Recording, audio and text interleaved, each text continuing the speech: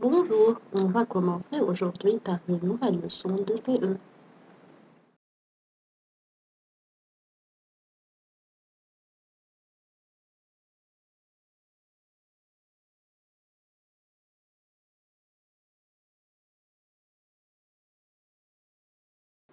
Regarde bien l'image suivante.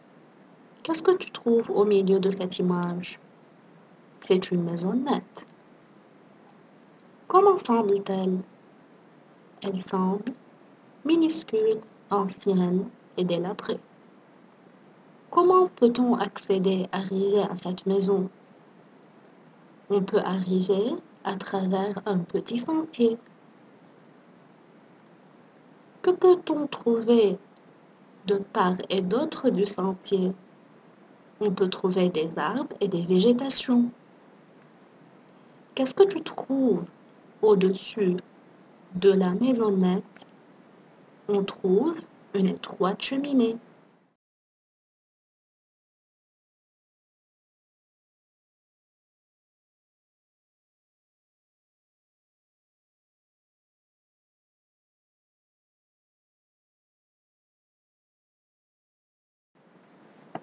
Une maison de poupée.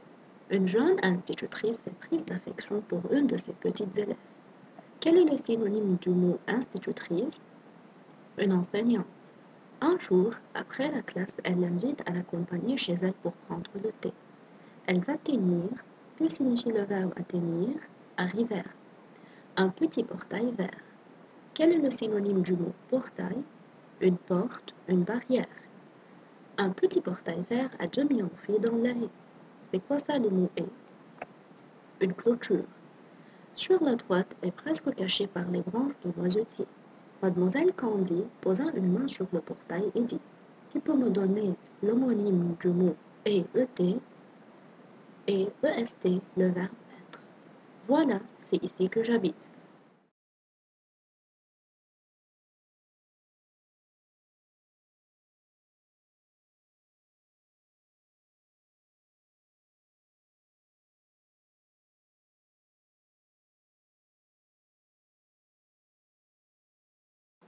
Mathilde a dit un court sentier menant à une minuscule maisonnette de briques rouges.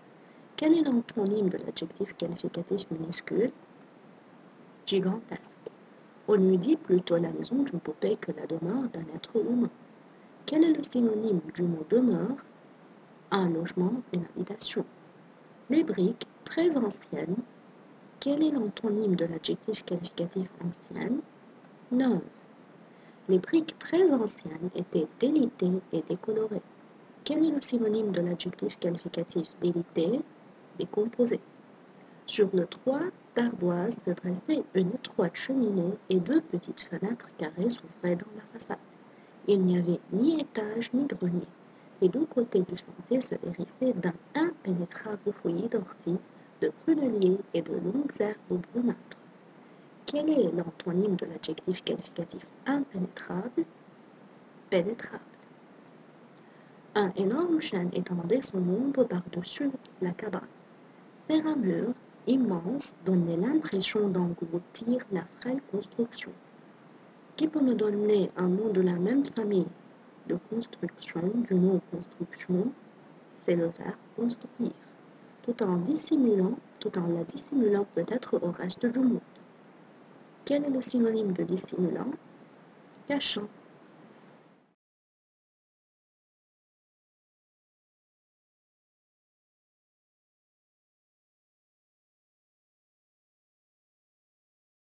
Maintenant par l'analyse linéaire. Une maison de poupée. Une jeune institutrice est prise d'affection pour une de ses petites élèves. Un jour, après la classe, elle l'invite à l'accompagner chez elle pour prendre le thé. Elles atteignirent un petit portail vert à demi enfoui dans la haie. Sur la droite et presque caché par les branches de noisetier. Mademoiselle Candy posa une main sur le portail et dit: Voilà, c'est ici que j'habite. Qui sont les personnages du texte? Relevez dans ce premier paragraphe la réponse. Les personnages du texte sont une jeune institutrice et une de ses petites élèves. Pour quelle raison l'élève accompagne-t-elle l'institutrice?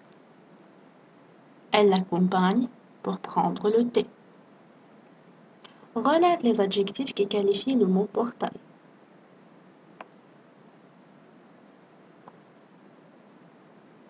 Trouve la réponse dans ce paragraphe. Les adjectifs qui qualifient le mot portail sont petit, vert, enfoui et caché.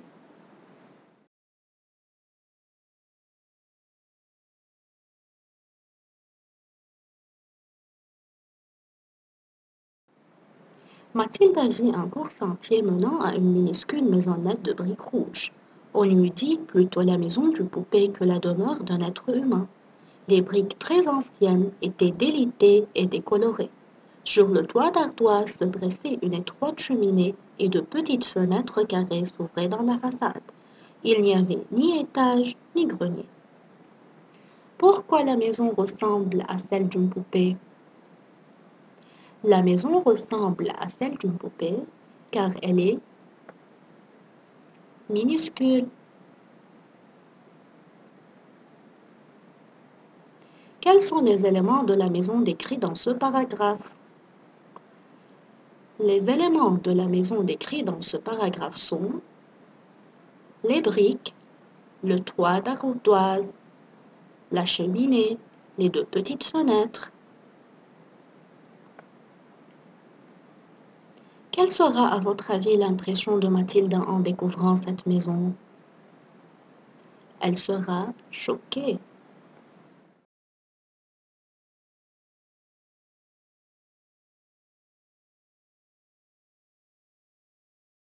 Du sentier se hérissait d'un impénétrable fouillis d'orties, de prunelliers et de longues herbes brunâtres.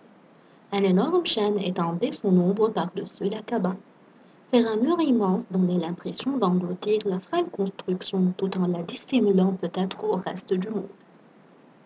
Quel type de végétation se trouvait tout au long du sentier? Un impénétrable fouillis d'orties, de prunelliers et de longues herbes brunâtres se trouvait tout au long du sentier. Relève un mot qui désigne la maisonnette. Pourquoi l'auteur a utilisé ce mot? Le mot qui désigne la maisonnette est la cabane. L'auteur a utilisé ce mot pour montrer la forme de cette maison qui était très petite. Où se trouvait la maison de Mademoiselle Candy? Quelle impression vous donne ce lieu? La maison de Mademoiselle Candy se trouvait au-dessous d'un énorme chêne. Elle nous donne l'impression d'engloutir la frêle construction tout en la dissimulant peut-être au reste du monde.